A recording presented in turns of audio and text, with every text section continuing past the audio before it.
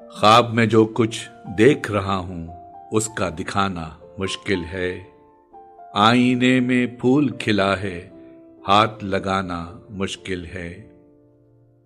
شیشہ گروں کے گھر میں سنا ہے ایک پری کل آئی تھی، شیشہ گروں کے گھر میں سنا ہے ایک پری کل آئی تھی، ویسے خیال و خواب ہیں پریاں ان کا آنا مشکل ہے، ویسے خیال و خواب ہیں پریاں ان کا آنا مشکل ہے، خواب میں جو کچھ دیکھ رہا ہوں اس کا دکھانا مشکل ہے۔ ہمارے آج کے فنکار قمر جمیل۔ قمر جمیل کے فن کا مجموعی مطالعہ کیا جائے تو یہ واضح ہوتا ہے کہ وہ محض تصویری اظہار تک محدود نہیں رہتے، بلکہ انسانی شعور، لاشعور اور عصری زندگی کی نفسیاتی پیچیدگیوں کو اپنے کینوس پر منتقل کرتے ہیں۔ ان کا کام ایک مسلسل مکالمہ ہے جو فرد، سماج اور اندرونی کیفیات کے درمیان جاری رہتا ہے۔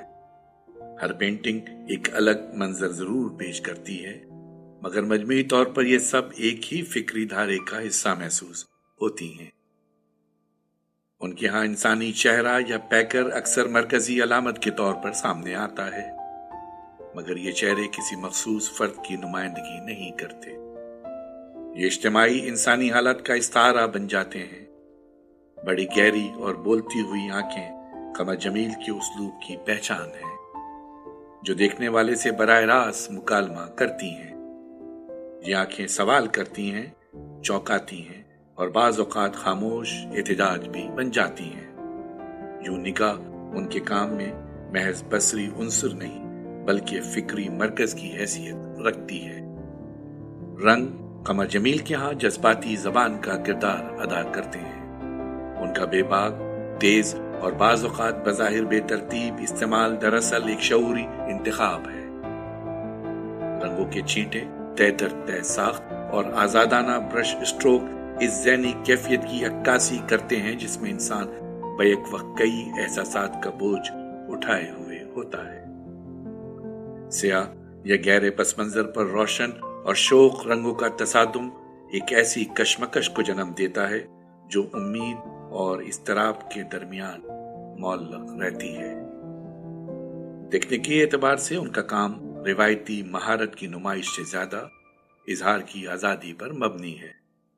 وہ مکمل اور ہموار سطح کے بجائے دانستہ ناہمواری، کھرچاؤ اور اتفاقی کیفیت کو قبول کرتے ہیں۔ یہ انداز ان کے فن کو ایک زندہ سانس لیتا ہوا وجود عطا کرتا ہے، جہاں خامی بھی معنی خیز بن جاتی ہے۔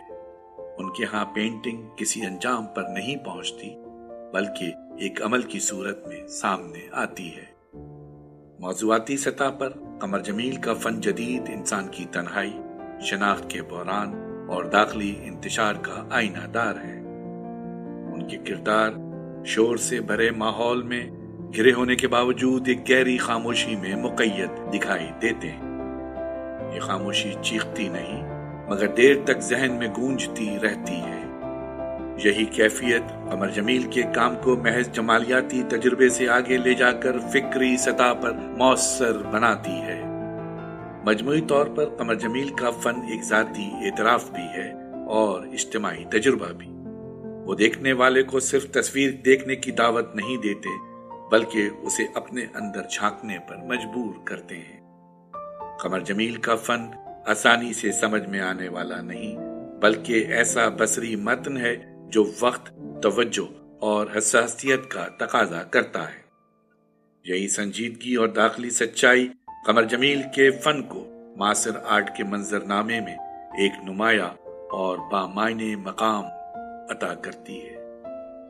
ایک پتھر کے دست یار میں ہے، ایک پتھر کے دست یار میں ہے، پھول بننے کے انتظار میں ہے، اپنی ناکامیوں پہ آخر کار مسکرانا تو اختیار میں ہے۔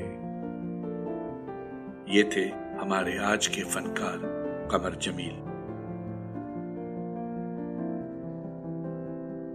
آواز ظفر جمیل، پیشکش آصف جمیل.